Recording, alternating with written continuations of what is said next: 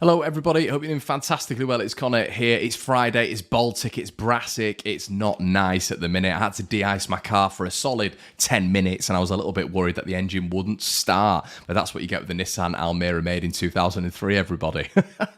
So yeah, it's been a bit of a nightmarish day, but as I say, I hope you're all doing fantastically well. I hope everyone's good. I hope everyone's happy. We're getting nearer to Christmas. We're getting nearer to Leeds United coming back into the domestic period, which is going to be fantastic as well.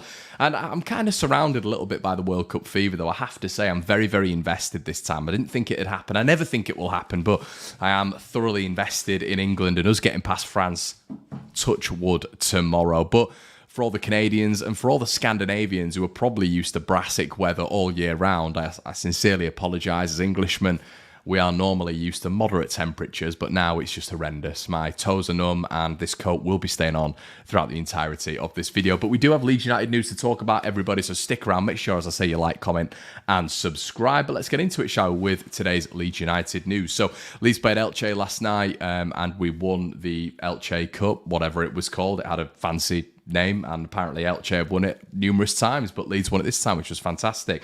Leeds winners, the winner coming from Matthias Klich, a fantastic strike, a lovely equaliser, a well-worked team goal, which Joe Gelhardt finished off as well, a lovely cross from Sam Greenwood. But there's a lot to talk about. We'll get into that in just a little bit, but it did feel a little bit like Matthias Klich's swan song, and thank you, Matthias, for the years of service, 32 years of age, numerous clubs apparently looking at him now, and it is time to go. I think there are a lot of Leeds fans that want to hold on to the nostalgia of Matthias Klich and have maybe enjoyed his time at Leeds as I have, but I think it's got to that point now where, you know, he's 32 years of age. As I say, we're not Charity FC. We need to evolve as a football club. We need to progress as a football club.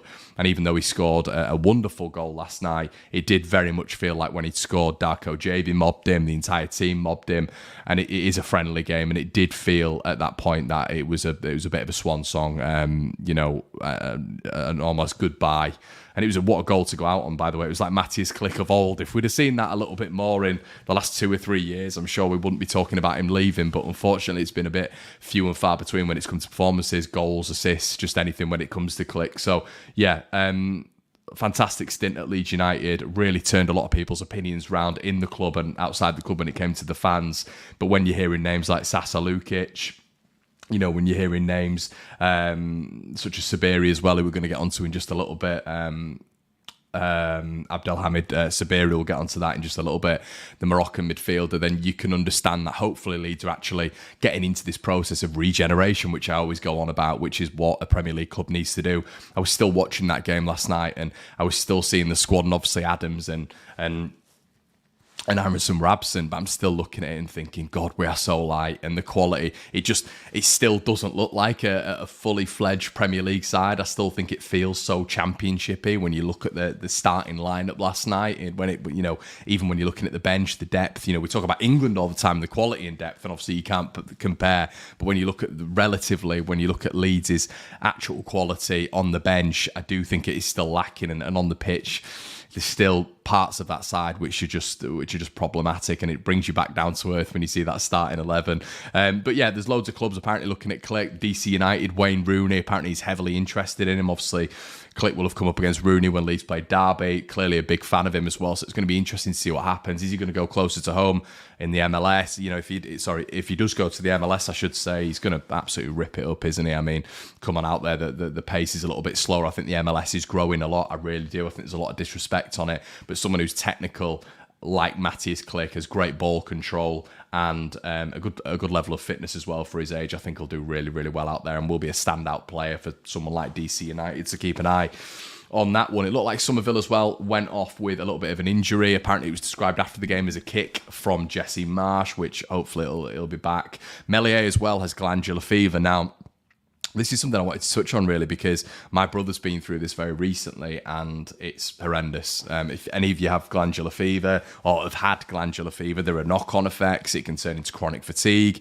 We know a lot about this in my family because my brother's been through it. So it's not good. It's not good at all. So I'm hoping that Illan Meslier is on the side of it where it is, you know, it's a little bit meek and a little bit mild, but it can cause incredible fatigue. It really can cause respiratory problems as well. So I've no idea. When Marsh said that he had glandular fever the other day, there was a little bit of panic in me, and that's obviously why Joel Robles started last night. But I thought, once again, moving on to a different topic, every time Robles has come in, which is, I believe, is twice now, he's looked really good. I thought he was good last night. Some good saves, some good point blank saves as well for the Elche goal that was disallowed. The first save in that little sequence was very, very good. I'm a big fan of Robles. I think he calms a lot down. He's a leader as well, at Premier League experience, and I like that a lot. Keep an eye on Somerville. Keep an eye on Meslier. And I've mentioned as well earlier on that Drame, I thought, came in the second half, did extremely well. Really, really well. It was just a bit disappointing to once again hear Jesse Marsh say after the game that he's behind Luke Ayling. Essentially, I just don't really understand that. But it is what it is. I think it seems to be this thing with Ayling. I don't think Ayling's a bad player at all. I think he's a weak defender. I think he's decent going forward, and I think he profited massively in the Marcelo Bielsa system, like many players did who were part of our side. Jack Harrison, just to name an example as well. But I think in this new system, I think maybe when there's going to be a little bit more put on Ayling's defensive work, I'm just not 100% sure that he should be ahead of Cody Drame. I think Drame's got a lot more in his locker when it comes to athleticism, physical prowess, and he's younger and more energetic. So I think he should be ahead of Luke Ayling. Doesn't look like he is from what Marsh was saying, but Marsh has said that it was one of his. I think he said that in the last 2 weeks it's been Drame's best time, and of course it has. But then do you look at attitude a little bit? Probably not. I've seen a lot of people talk about attitude, but he's probably thinking to himself, do you know what? I'm good enough. I should be second in command. There's an argument I should be first in command when it comes to right back. I'm not going to stick around here. I've got Dortmund knocking at my door. I've got Bayer Leverkusen knocking at my door. I've got other clubs knocking at my door. I am going to show in these next couple of weeks to Leeds United what they're going to be missing if they let me go, and I'd do the exact same thing.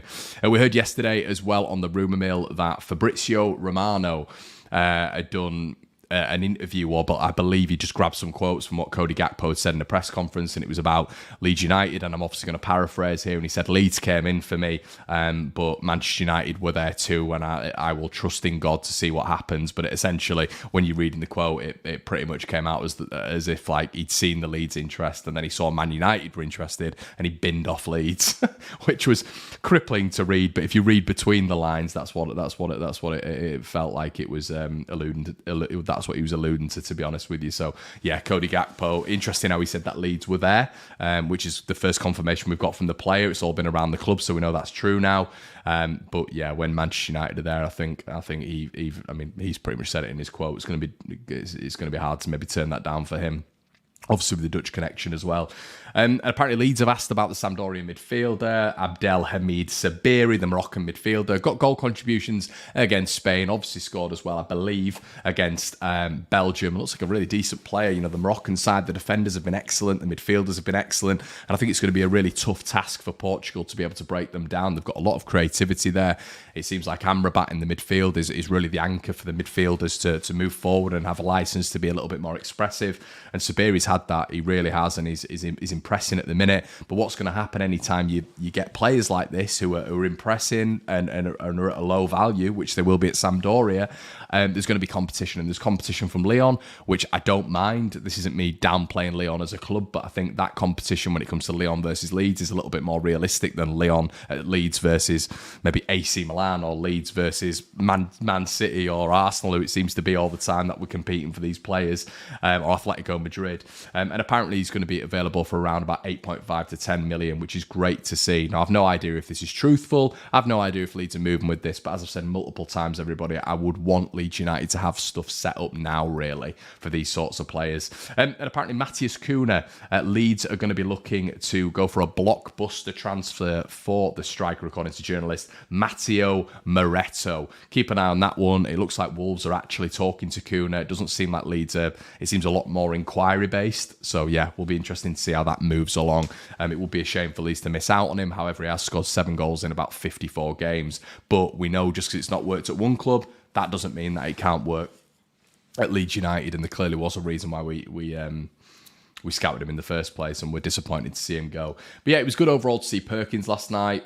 He was, I thought he was decent when he came on, but unfortunately he was taken off injured. But Drama and Matthias Joseph were the picks for me. I thought when you're looking and trying to analyse the games, which you guys know that I'll try and do, I thought it was another shocking first half. It seems with Leeds that we've always got an abysmal half in us, and it was a very strong team last night. You know, you put Adams in there, and it's nigh on a full strength side, because I don't really qualify Patrick Bamford as a starter for Leeds anymore. There's absolutely no point. And obviously Ilan Meslier, but when I'm talking about outfield players, it was quite a strong side. So you put Adams in there and it's pretty much a full strengther. So I thought it was really poor first half, which the goal that we conceded was just classic Leeds. Elche were playing with a little bit more width. They had a man over on that side, and it was just very, very easy. Lovely little deft finish and easy to cut through Leeds. And once again, it seems very, very easy to be able to work Leeds out when it comes to just being a little bit more expansive, playing quickly through the lines, and you're in. Very, very simple with Leeds' high line.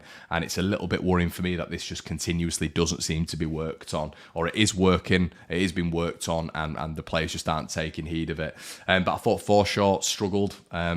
You know, I looked on the Yorkshire Evening Post as well. I think they gave him a 3. I think Leeds Live gave him a 4. When it comes to player ratings, I thought Yelder struggled as well. I thought Klich was good when he came on. But it is clear that we missed Tyler Adams, of course it is. However, you know, we've got to be able to compete without these players. Like last season when we heavily relied on Rafinha, we need to be able to compete without our star men at points. I know that's easy for me to say, of course it is, but that's where squad depth comes in. Guys, hope you've enjoyed the video. As I say, get over to Patreon and we'll have some little discussions of whatever topics you want. As I say, it's only about £4 a month and you get some bonus content on there. We'll be bringing back Generation Leeds, we'll be bringing back the debrief extra, and we're going to be doing some additional bits as well, so make sure you check it out over there. Have a lovely day, happy weekend, and I'll see you in a